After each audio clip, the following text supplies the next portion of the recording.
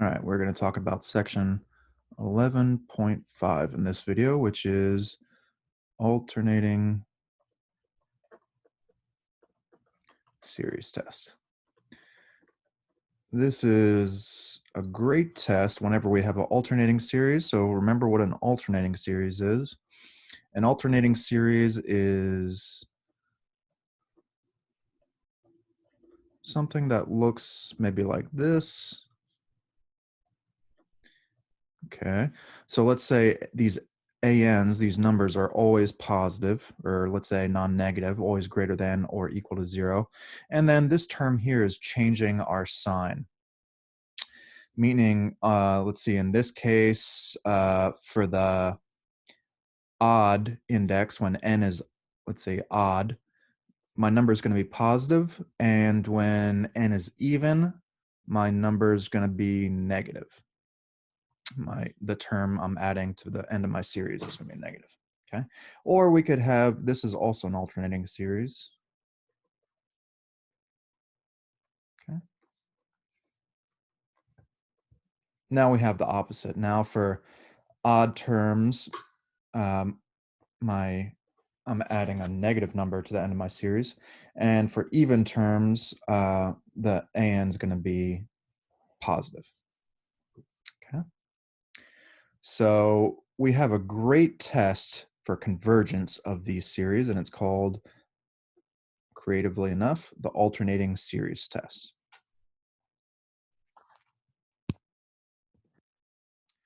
One warning I have for you guys is not to get caught up in these forms too much. Okay, I don't want you to think that these are the only two ways we're going to see alternating series.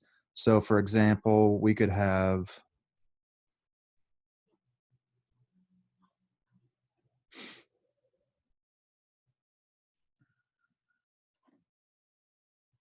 this is an alternating series. Now I have -1 to the power of n minus 1. Okay, and then my an term is 1 over n squared, and maybe I'm starting at 2 instead of 1. The key idea here is that it's just alternating sign. Okay, so there's several ways to accomplish this alternating sign.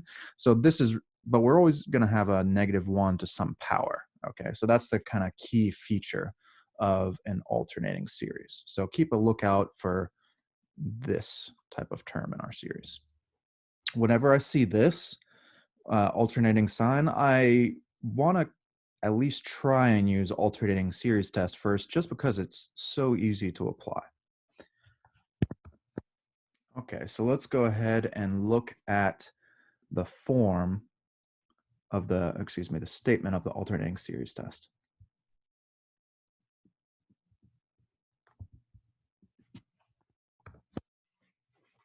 Okay, so this is the statement of the alternating series test. So if the alternating series -1 to the power n an satisfies these two conditions, an plus 1 is less than or equal to an for all n, and limit of an as n goes to infinity is 0, then the series is convergent. Okay, so let's talk about what these two conditions mean. First, an plus 1 less than or equal to an, that just means these numbers are decreasing. Okay, these numerical values, we're going to ignore the sign for a moment. We're just going to look at these numbers. If these numbers are decreasing at every step, okay, so the next term of the series is always less than or equal to the previous term, and the limit of those numbers go to 0, then the series is convergent. Okay, so we can see right away this is a pretty easy test as far as the statement goes, and it's very easy to apply. All we got to do is check these two conditions. Whenever we have an alternating series, whenever they give us an alternating series, we just got to test these two conditions, and that will tell us whether the series is, if the series is convergent. We have to be careful on how we interpret this, because this only says if these two conditions are met, then the series is convergent. We have to be careful. Okay, what if these two conditions aren't met? Does that automatically mean the series is divergent? No, not necessarily. So I'll go more into that in just a moment. Let's first talk about why this test works. Let's say I have my series.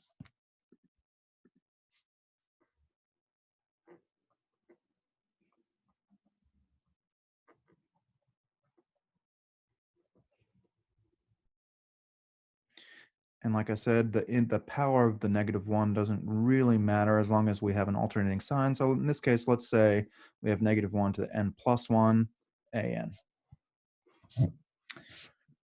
So again, remember that convergence of series is all about the convergence of the sequence of partial sums. So if Sn equals,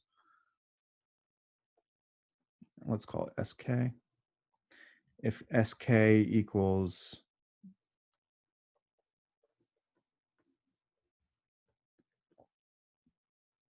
the sum of my series when I just add up the first k terms, okay, this becomes a sequence, and then I'm trying to figure out if this sequence converges or not.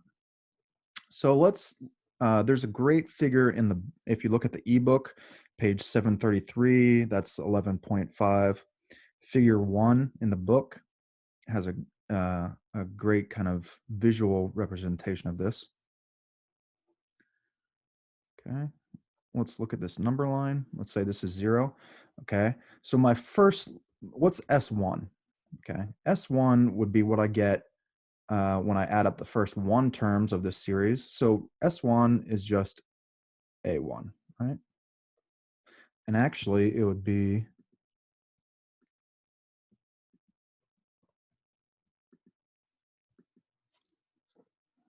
let's see, I'm missing a 1 here. S1 would be -1 to the power 2, A1, so positive A1.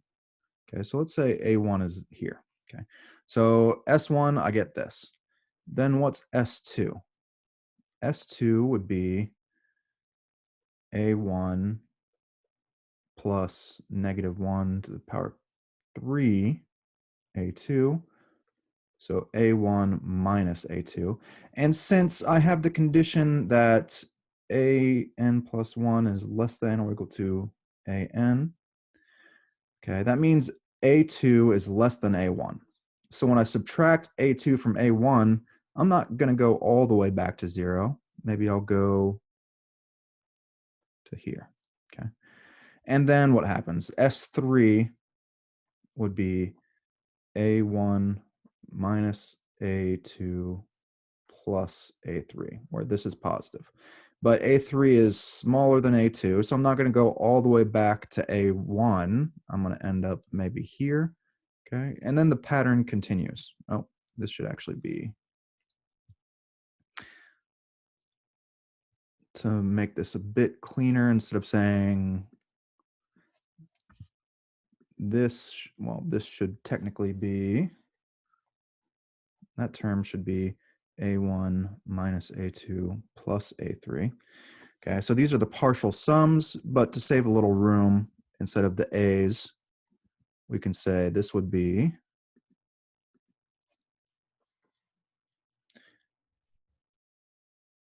S1, this would be S2, this would be S3, and then that pattern continues. I kind of keep bouncing back and forth.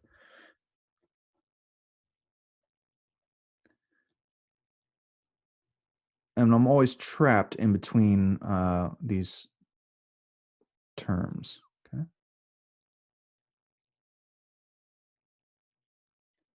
So what's happening? Look at the odd terms, terms of my sequence of partial sums. They're decreasing, right? S1, S3, S5, S7, S9, okay? And then look at the even terms, S2, S4, S6, S8, okay? So if I look at the odd terms of my sequence of partial sums, we see they are monotonically decreasing.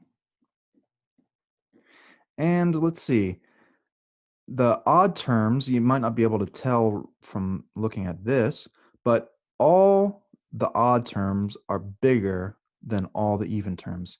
So let's see, the sequence of odd terms is decreasing and it's bounded below by all the even terms. Okay, so it's monotonically decreasing and bounded below. What about the even terms?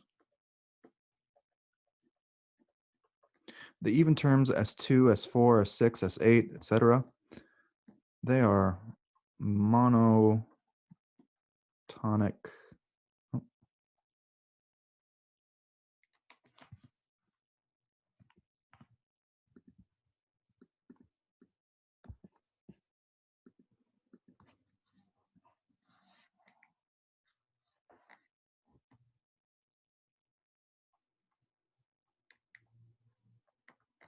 Increasing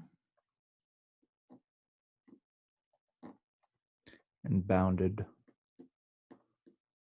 above. Okay.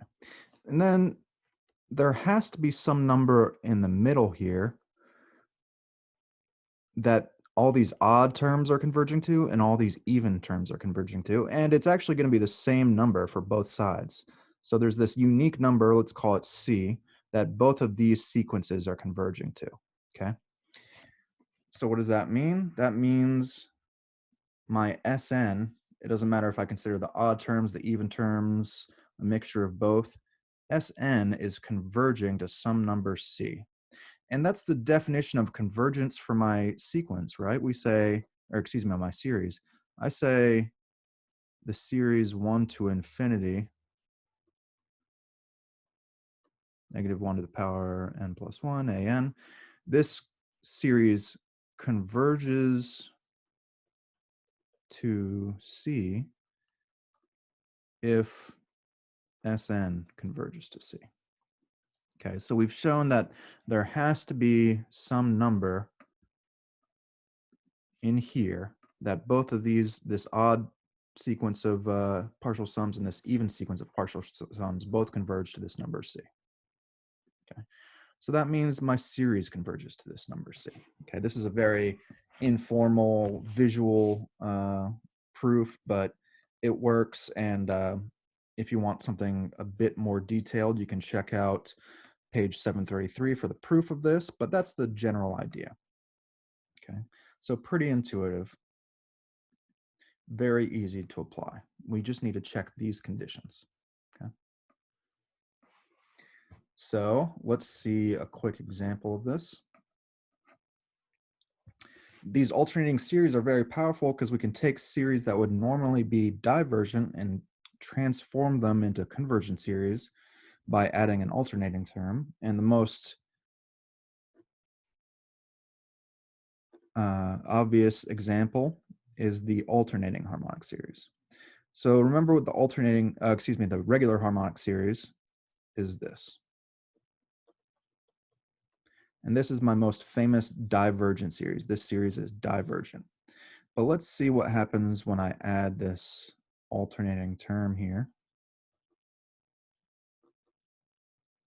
And it doesn't matter if we start out on a positive or a negative, it's going to be true for both cases. Okay. So this is the alternating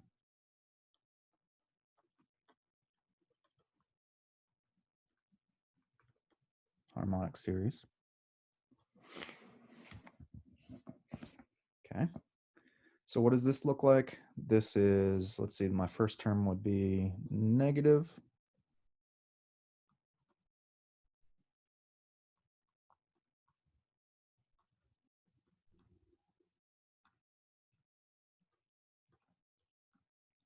So it looks like this. I'm adding up all these terms. Is this series convergent or not?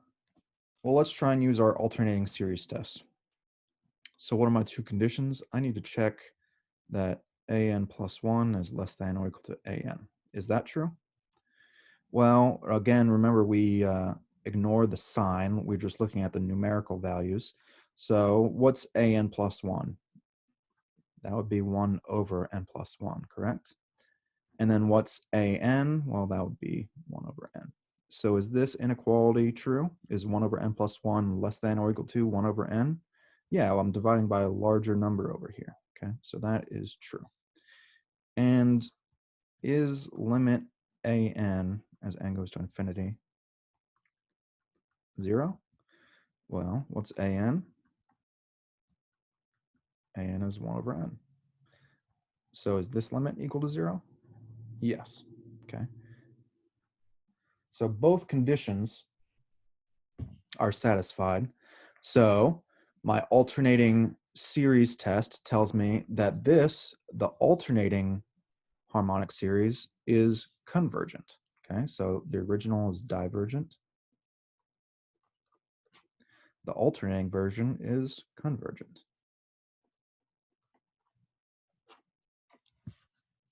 Okay. Now, we have to be careful when applying the alternating harmonic series.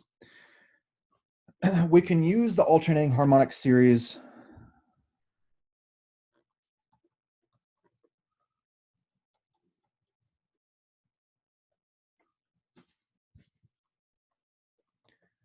to tell us whether, not to tell us whether, but to tell us a series is convergent.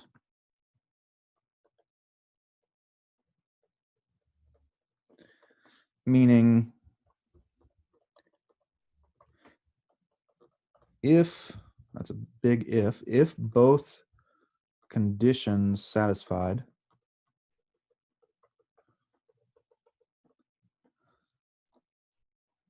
series is convergent. What if both conditions are not satisfied? Okay, so let's see. We have, what are my two conditions? An plus 1 is less than or equal to an, and limit an equals 0. Remember, this is only for an alternating series with an alternating sign term. Okay, let's see. What if 1 doesn't hold? We know nothing. We don't know if the series is convergent or divergent. Okay. What if 2 doesn't hold? What if the limit of these terms is not 0? Well, series is divergent. But look more closely at this condition. Think back to section 11.2. Okay, we're saying these terms don't go to 0. Does that remind us of any other test? Yeah, it's by divergence test, right? If these terms don't go to 0, we know series divergent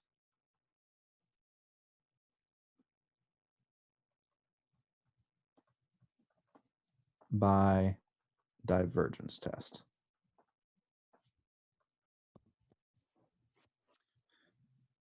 All right, excuse me, I lost my internet connection there. So what were we saying? We were saying, what does the alternating series test tell us exactly? And we said, okay, if we have these two conditions satisfied,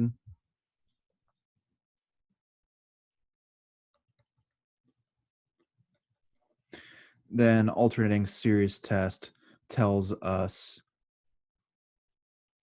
series convergent.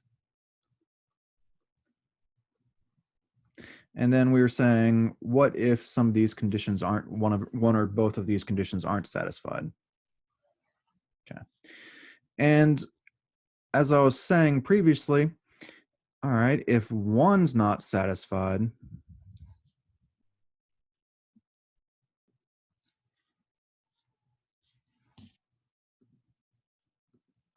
okay, so if 1 is not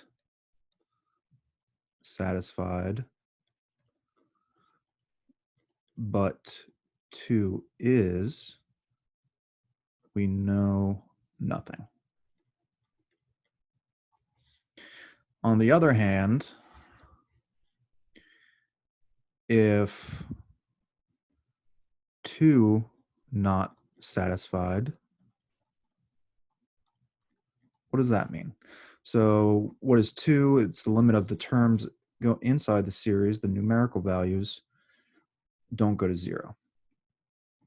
And as I was saying, that reminds us of the divergence test, right? And it is the divergence test. If these terms don't go to 0, my series has to be divergent.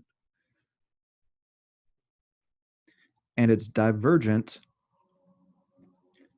by the divergence test. The point that I'm trying to hammer home here is that, okay, if these two conditions are met, the alternating series test tells us the series is convergent.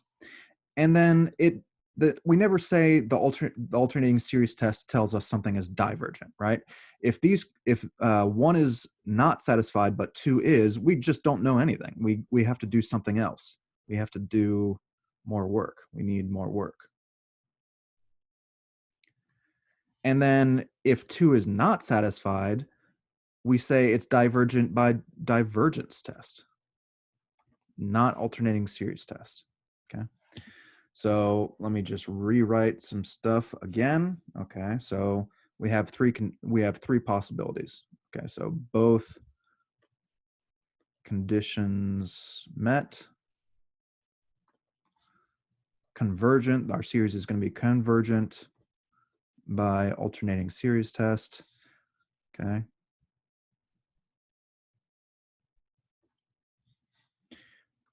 Second possibility, the condition 1 not satisfied,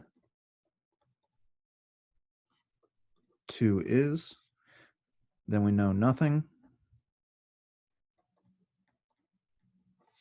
Third possibility, 2 not satisfied.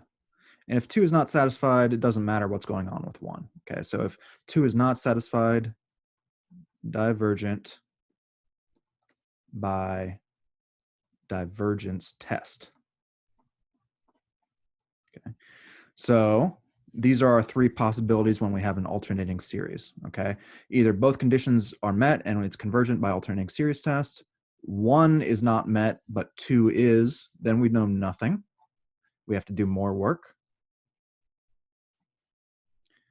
Finally, if 2 is not satisfied, we say it's divergent by divergence test.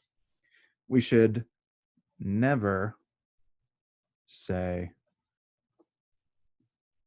divergent by alternating series test. Never.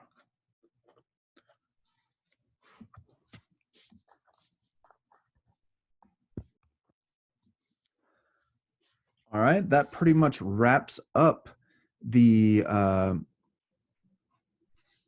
my video for alternating series tests. I'll do one quick problem just to show how to solve these, and then I'll also make a problem session video that will go more in depth.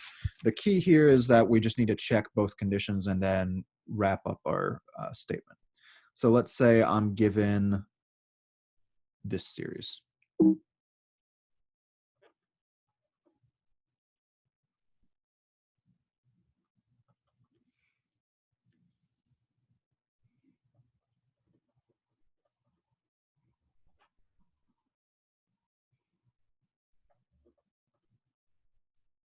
And I'm told to test for convergence or divergence.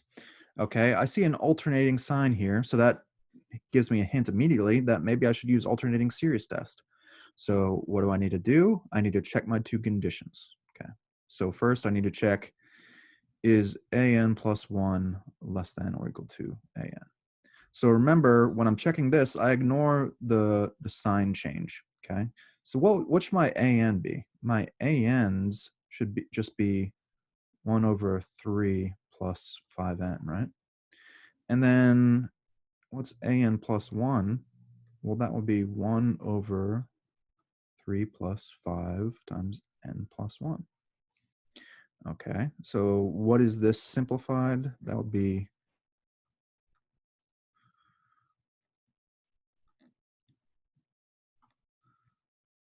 okay.